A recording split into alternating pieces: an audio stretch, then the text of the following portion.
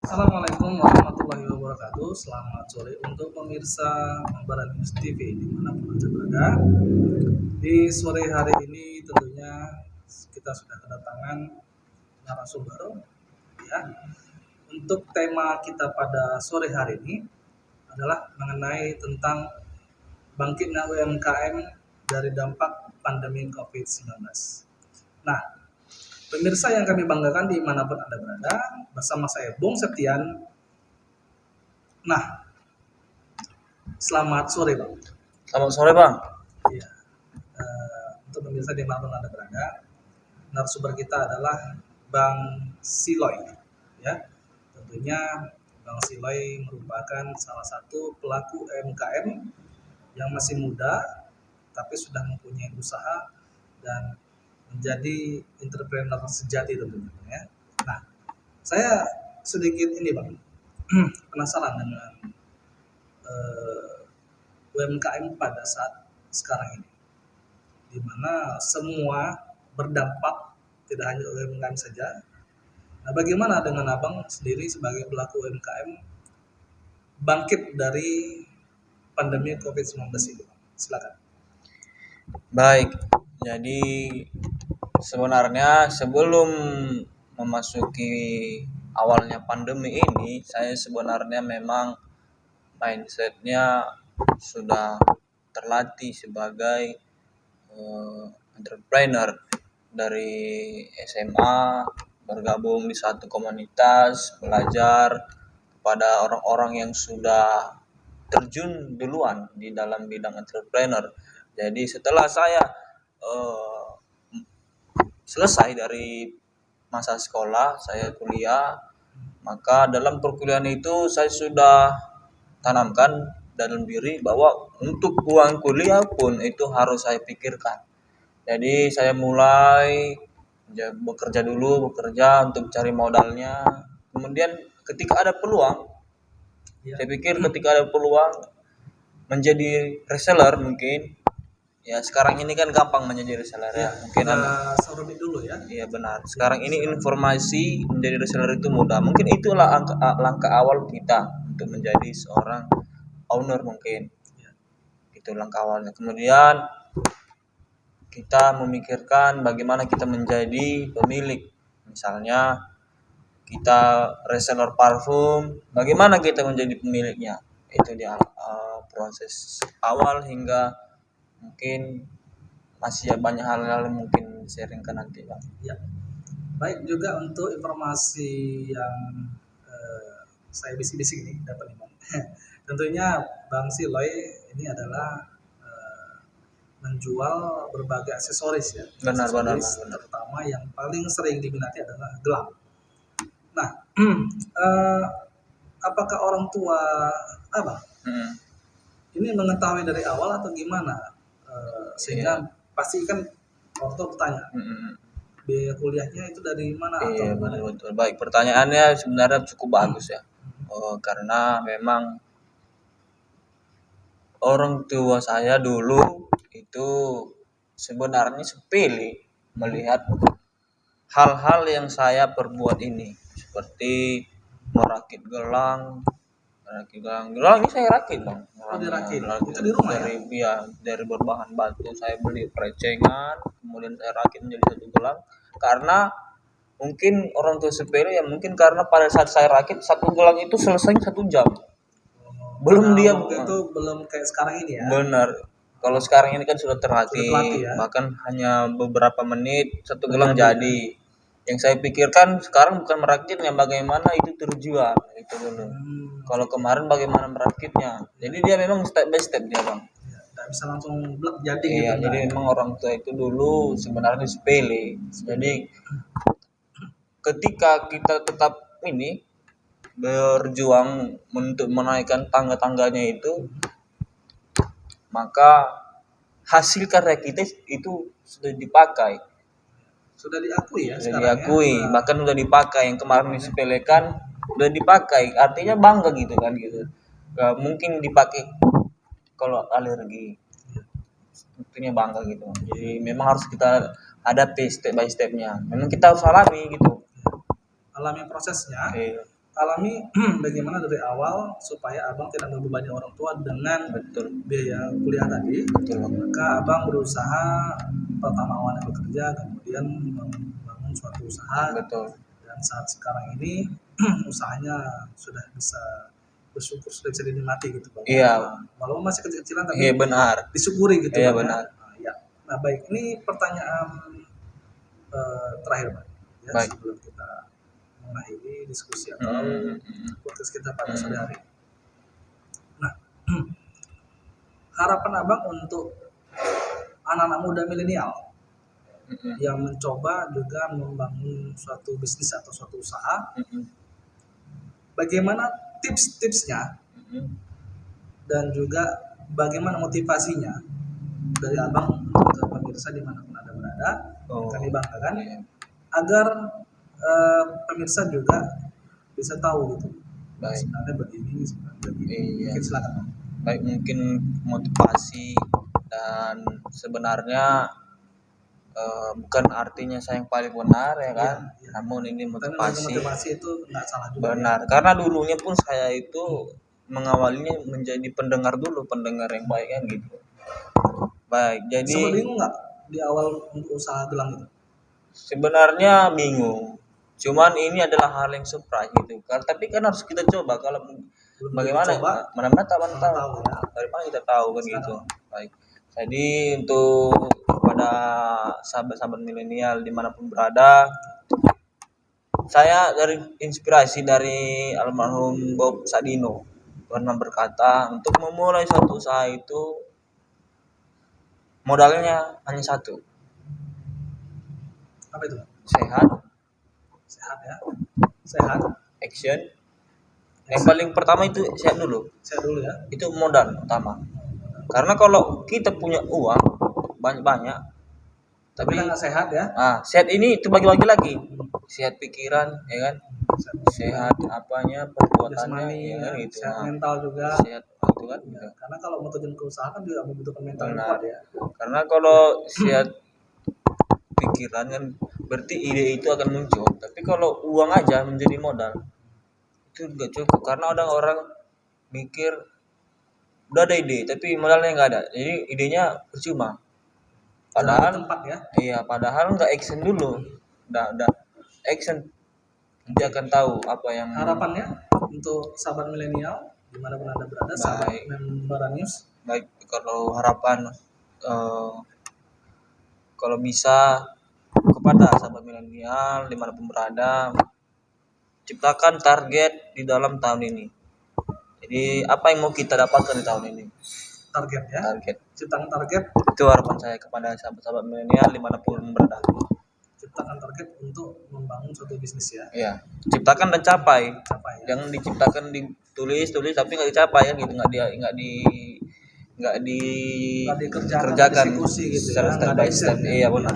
Hanya sekedar mimpi tapi nggak bangun gitu ya. Bangun. Oke. Terima kasih untuk Bang Siloy sebagai pelaku UMKM yang telah memberikan tipsnya dan juga membagikan bagaimana momen-momen kenangan ketika membangun bisnis dari awal sehingga sekarang ini bisa menjadi seorang entrepreneur yang mempunyai ya bakat untuk terjun ke dunia UMKM. Tentunya sahabat milenial dan sahabat member news itu ya pasti juga akan mempunyai satu pemikiran bahwasannya bagaimana untuk bertujuan target tadi ya. Setelah sehat, kemudian action dan capailah target dari pekerjaan yang kita lakukan. Iya benar. Baik, terima kasih Bang Siloy telah hadir di diskusi kita podcast studio Member News TV ya. Ya, terima. Dan terima kasih untuk pemirsa yang kami banggakan dimanapun Anda berada yang telah menyaksikan acara ini. Baik, saya akhiri dengan Assalamualaikum warahmatullahi wabarakatuh dan sampai jumpa. Mantap.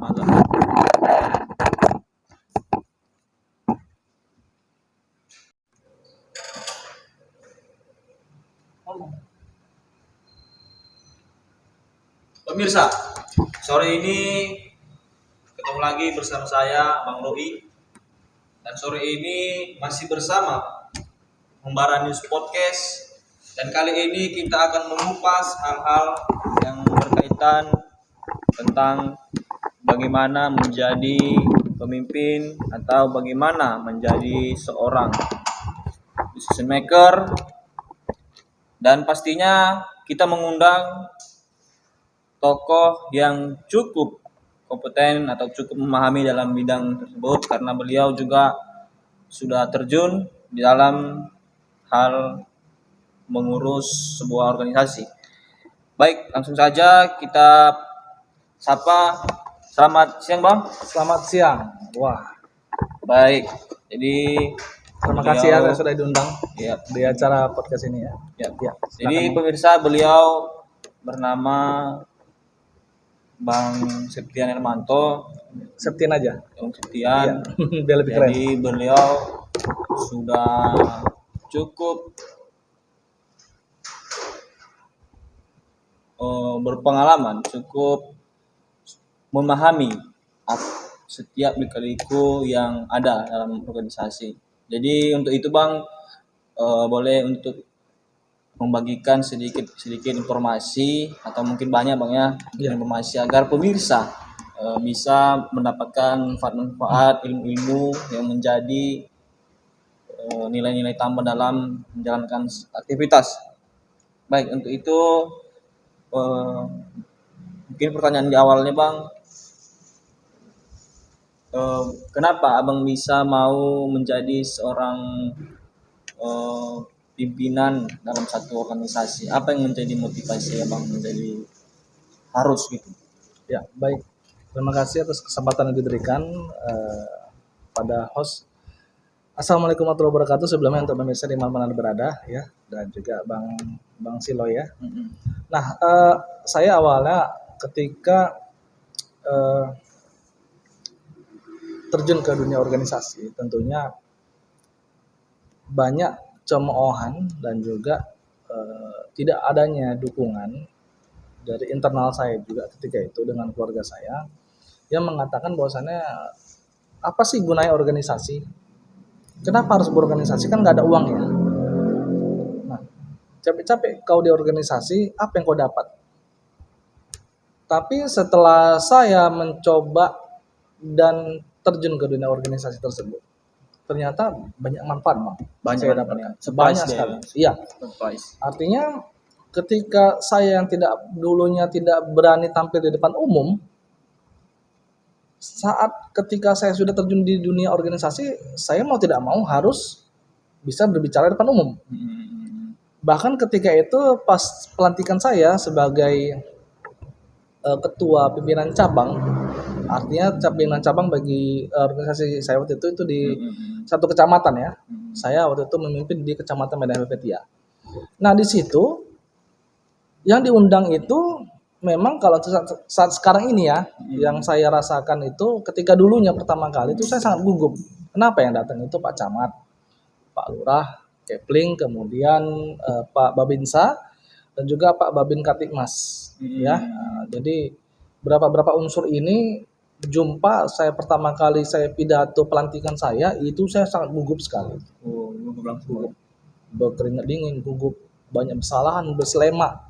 Belepotan ya bahasanya kalau mohon maaf kalau kita di Medan bisa bahasanya selema ya, tapi untuk yang seluruh Indonesia bahasanya itu adalah belepotan. Nah, tapi setelah saya mendapat motivasi dari senior dari organisasi bahwasannya nggak apa-apa salah, lebih bagus salah katanya, karena semua ini kita nggak ada yang sempurna.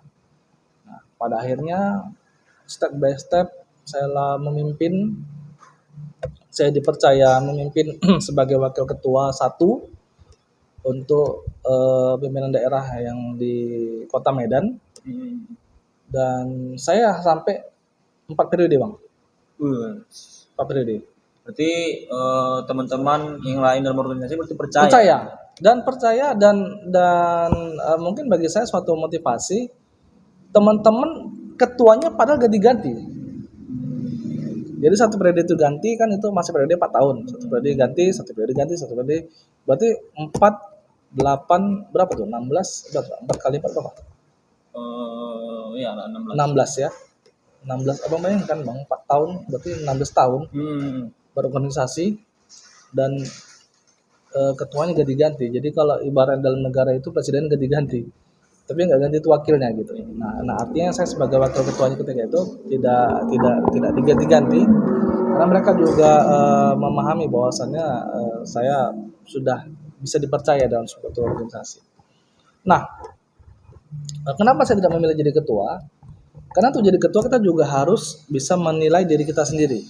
Iya, introspeksi dulu ya. Iya, introspeksi diri kita. Dari diri dulu ya. Kalau saya itu lebih cenderung ke decision maker, artinya saya lebih cenderung ke bagian yang lebih orang nomor 2. Orang nomor 2, nomor 3, artinya saya tidak ketika itu ya tidak mau tampil ke depan umum. Artinya saya memberikan suatu perencanaan bagaimana organisasi tetap berjalan. Bahkan sekretarisnya dan juga bendahara juga sering bertanya sama saya bagaimana langkah yang mesti dilakukan. Oleh karena itu saya menjadi seperti sekarang ini. Jadi ketika saya masuk ke dunia jurnalistik, ketika saya masuk ke dunia yang saya awalnya juga takut bagaimana nih ya saya menjalani ke depan. Berkat atau gara-gara nih ya. Akibatnya kenapa? Gara-garanya apa? Karena organisasi. Oke.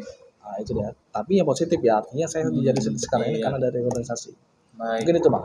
Baik, berarti yang dulunya abang dulu mungkin sedikit kaku, namun ketika berproses sekarang sudah menjadi dinamis bang ya, jadi sudah mulai elastis, tidak kaku lagi. Baik, mungkin biar pemirsa juga mengetahui apa sih yang menjadi kendala-kendala dalam memimpin suatu organisasi, dan kemudian setelah kita dapat kendala ini bagaimana kira-kira abang menghadapinya? Nah, kalau untuk kendala pasti ada aja.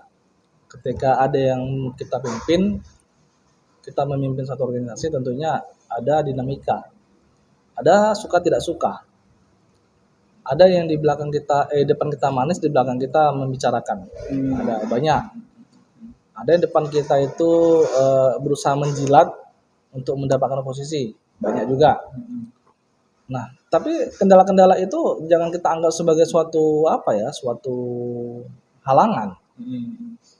Kalau kita masih dihina aja atau ketika kita masih dipandang sebelah mata, anggap aja itu sebagai suatu motivasi. Iya. Karena bentuk dari sebelah mata itu menjadikan motivasi kita. Dan kalaupun orang mengkritik kita, tetap kita terima bang. Terima, nggak mau terus terima bang. Iya, kritik itu untuk membangun ya, artinya untuk supaya ke depan kita bisa lebih bagus. Beda dengan menjatuhkan. Kalau menjatuhkan itu ya tentunya kita lawan juga, jangan dengan posisi menjatuhkan, dengan kita berbicara yang menjatuhkan, jangan. Tahu bang kuncinya apa? Ketika orang menjatuhkan kita jawab dengan prestasi. Oh, mantap, luar biasa ya. Iya, jangan lawan dia dengan kalau dia berkoar-koar atau dia di luar sana membicarakan kita, jangan kita juga sama seperti dia. Gitu, jangan. Kalau bisa kita buat prestasi, kita buat satu gebrakan yang dia pun sendiri pun kaget gitu, kok bisa gitu. Itu jalan keluarnya bang ya? Iya, jalan keluarnya. Iya, jangan abang jadi pemimpin jangan mudah tersinggung. Itu nggak baik bang. Itu nggak boleh. Kenapa? Kalau tersinggung nanti, aduh bang, abang mau tingkatan yang lebih tinggi lagi, sementara abang untuk ketua kecamatan aja abang udah tersinggung, kayak mana coba? Oh iya benar. Iya kan? Nah, untuk abang mau jadi ketua kelurahan aja itu yang paling kecil loh, yang tingkat kelurahan, tingkat yang dimana kita dinamis ya, artinya itu dengan akar rumput. Nah, kalau kau ingin tahap merah hanya karena dengan kritik ya jangan jadi pemimpin bang, gak usah. Iya, harus kita berpikir bahwasannya ke depan itu kita nih nakoda bawa kapal, mau orang bilang apapun nakodanya kita jalan, kalau yang di dalam kapal tuh mau loncat silakan. Oh iya betul. Kok masih ada kok yang bisa mau beli tiket. Oh iya betul. Iya kan? Kalau kita ke pelabuhan itu kita bersandar kan ada yang mau beli tiket. Kalau ada yang dia nggak seru dengan nakoda kita, silakan. Toh tinggal geser aja. Iya. Apa kita susahnya? Tetap terus berjalan bang ya. Iya. Fokus ya. Tapi tentunya ketika menggeser pun juga harus dengan mekanisme, dengan ADRT, peraturan yang ada. Bukan sekedar karena saya ketua langsung udahlah aku geser aja lah, aku nggak suka, jangan juga begitu. Jadi ada ada rule, ada peraturan yang harus dijalani. Mungkin gitu bang. Artinya kita nggak boleh otoriter juga bang. Jangan otoriter, nggak boleh. Kita menggunakan. Tapi otoriter untuk keputusan yang krusial, keputusan yang memang dadakan atau keputusan yang darurat, silakan boleh. Boleh ya. Nah, itu bukan otoriter, tapi mengambil keputusan. Ya, itu ya berarti. Itulah benar pimpinan. Jadi pemirsa, ternyata hal-hal yang kita dapat dari narasumber kita sangat bermanfaat untuk menjadi, karena dalam kehidupan kita sehari-hari pun seiring berjalannya waktu kita bakal menjadi pemimpin, benar bang ya? Iya, memimpin diri sendiri. Baik. Saya punya istri dan juga anak, saya memimpin istri dan anak saya. Memimpin dalam keluarga gitu iya, ya. Betul. Baik. Demikian informasi yang telah kita kupas pada hari ini, bagaimana menjadi seorang pemimpin dan bagaimana menghadapi kendala-kendalanya. Siap. Baik, terima kasih bang sudah menghadiri di studio kami di Membara News Podcast. Pemirsa, tetap bersama kami, jangan kemana-mana, tetap ikuti Membara News Podcast yang memberikan berita kritis, demokratis, dan berintegritas. Ya. Oke, terima kasih. Kayak lumayan tuh. Oke.